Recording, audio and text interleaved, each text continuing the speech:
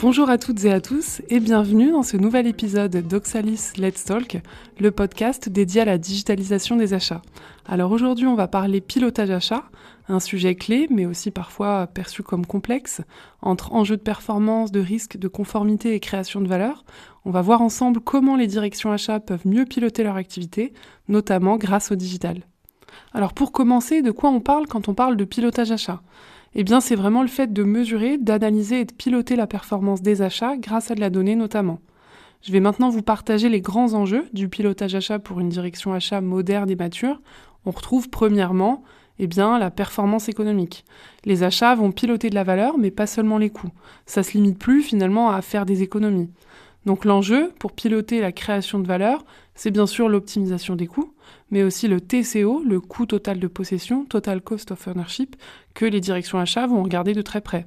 On va aussi chercher à faire des gains sur du long terme, sur les aspects qualité, innovation, mais aussi délai. C'est vraiment des éléments, des critères importants quand on choisit de travailler avec un fournisseur et avec un partenaire.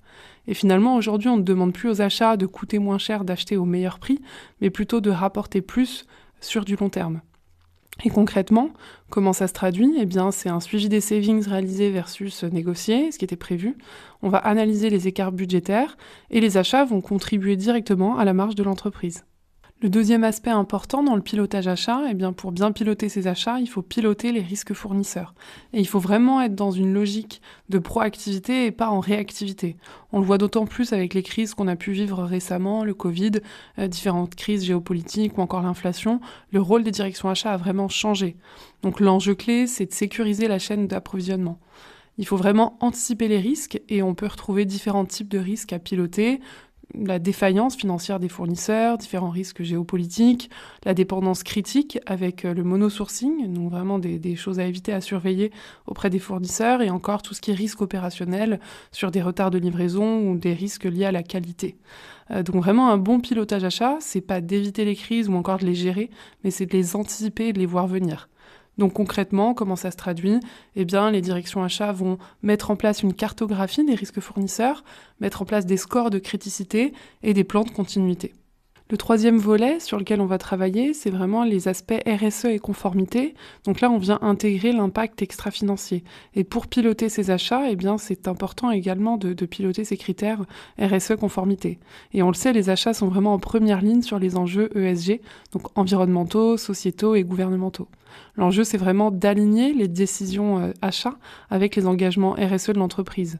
Donc ça couvre tout ce qui est empreinte carbone des fournisseurs à surveiller de près, favoriser les achats responsables locaux, respecter les normes sociales et éthiques et toute la conformité réglementaire qui est de plus en plus exigeante et qui impacte fortement les directions achats. Et donc concrètement, comment ça se traduit ? Eh bien, les achats vont intégrer des critères RSE dans les appels d'offres et dans la sélection des fournisseurs. Ils vont aussi piloter et évaluer les fournisseurs sur la base des critères ESG dont on a parlé juste avant et faire du reporting vraiment extra-financier.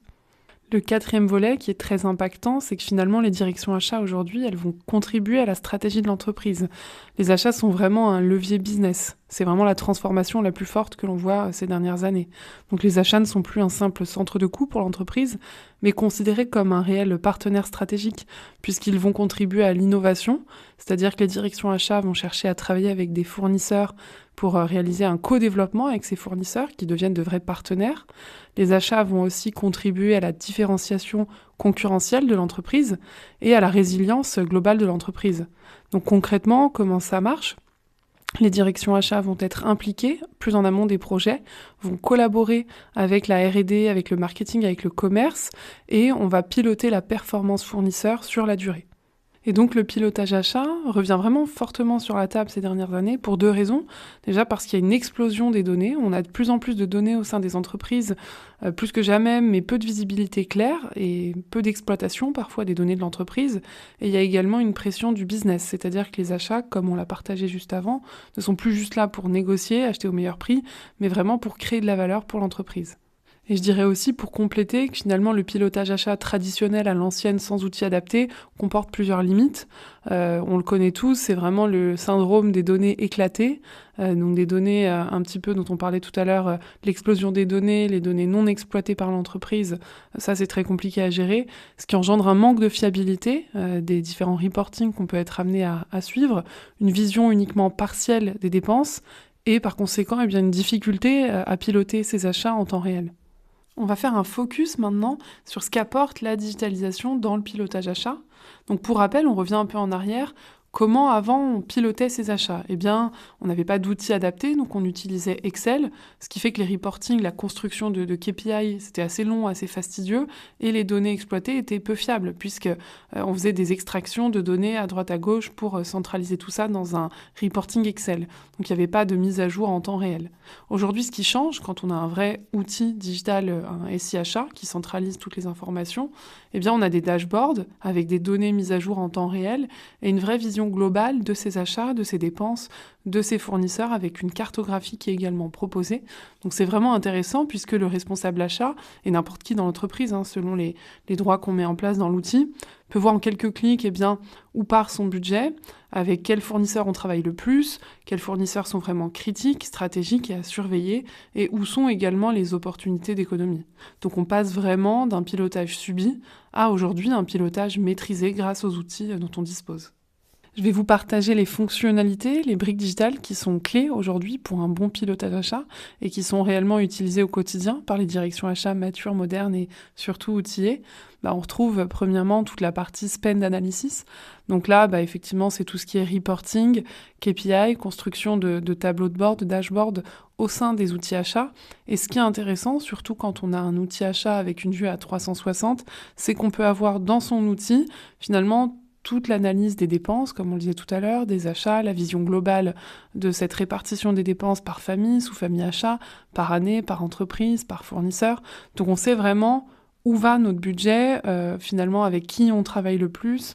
Donc c'est très intéressant et ça permet d'avoir cette vue à 360 sur ses achats et sur ses fournisseurs. Ça c'est clé, c'est vraiment nécessaire pour bien piloter ses achats. L'autre volet, c'est toute la partie SRM, donc Supplier Relationship Management. Donc aujourd'hui, les outils achats proposent des fonctionnalités qui permettent d'évaluer les fournisseurs. Donc on peut lancer des campagnes d'évaluation à fréquence souhaitée ou ponctuellement parce qu'il y a eu un problème de non-qualité, un incident avec un fournisseur. Et ce qui est intéressant, c'est que là aussi, on a cette vision à 360, puisque sur la fiche du fournisseur, j'ai mes fameux KPI dont je parlais juste avant. Je sais à quelle hauteur j'ai travaillé avec lui dans l'année, pour quelle entreprise au sein de mon organisation, si tout s'est bien passé, s'il y a eu des incidents sur mes commandes, etc., sur les livraisons. Et j'ai également le lien, le parallèle avec ces évaluations que je peux lancer auprès de mes fournisseurs dans le même outil. Donc tout est vraiment centralisé au même endroit. Dans cette continuité, il existe d'autres fonctionnalités pour piloter les contrats avec les fournisseurs, les accords cadres que vous passez avec eux. Et dans les outils, on a vraiment un pilotage en temps réel des contrats, du montant qui était prévu, qui était alloué aux fournisseurs, de la consommation de ces contrats. On peut suivre également les dates de début, les dates de fin de contrat. On a des alertes quand les préavis approchent et quand il faut renouveler ou au contraire dénoncer un contrat avec un fournisseur. Donc finalement, les outils de contract management, c'est intéressant d'avoir tout au même endroit, la partie KPI dont on parlait avant, la partie SRM, donc évaluation des fournisseurs, mais aussi gestion du fournisseur en lui-même et interaction parfois avec le fournisseur quand on met en place également tout ce qui est portail fournisseur collaboratif, et toute la partie suivi des contrats peut être au même endroit. Ce qui est aussi intéressant, c'est qu'on peut avoir dans les outils une automatisation et une connexion avec d'autres outils pour avoir finalement, pour être sûr d'avoir des données de qualité fiables en temps réel. J'entends par là les outils dont c'est le métier d'aller collecter les documents légaux des fournisseurs, d'aller piloter le score RSE des fournisseurs ou encore le score financier, les événements et la situation globale de l'entreprise. Finalement, quand on met en place ce type de connexion entre un SIachat et les outils annexes qui traitent de la donnée fournisseur, ça permet d'avoir une automatisation des données fournisseurs et achats mises à jour en temps réel et de bien piloter, suivre ces fournisseurs et d'avoir des données à la fin de qualité. Le digital permet vraiment aux directions achats de mieux piloter ses achats, ses fournisseurs en temps réel, d'être vraiment dans l'anticipation, dans la proactivité et plus en réactivité, comme on le disait tout à l'heure en introduction. Et c'est également un outil d'aide à la décision. Donc on peut vraiment dire que le pilotage achat, c'est un outil de management et plus seulement un outil de reporting. On a échangé sur ce qu'apportait la digitalisation pour le pilotage achat. Je vais maintenant vous partager les facteurs clés de succès, mais aussi les erreurs à éviter. Donc pour commencer, les prérequis pour vraiment réussir un pilotage achat digitalisé, c'est d'abord de disposer de données de qualité. Ça, c'est primordial. Ensuite, c'est d'avoir une gouvernance validée, bien établie et validée par toutes les parties prenantes. Et enfin, d'avoir des équipes qui sont impliquées dans le projet. Et ensuite, je dirais que les erreurs les plus fréquentes que l'on voit, que l'on observe, c'est de se focaliser uniquement sur l'outil ou encore de mettre en place trop d'indicateurs. Ça, c'est l'erreur qui est la plus fréquente, la plus commise, de vouloir tout mesurer. Il vaut mieux se concentrer sur quelques indicateurs, quelques KPI importants pour vous et qui vont vous permettre, comme on le disait, de prendre les bonnes décisions. Ou encore, l'autre problème que l'on peut voir, c'est quand les métiers ne s'approprient pas vraiment la solution, l'outil et donc le pilotage achat digitalisé. Donc pour conclure, ce qu'il faut vraiment retenir de notre épisode, c'est que le pilotage achat, ce n'est pas juste une question d'indicateur ou de tableau de bord. Comme on l'a partagé, c'est vraiment une capacité à transformer de la donnée en décisions concrètes. Et aujourd'hui, avec la digitalisation, on a accès à énormément d'informations.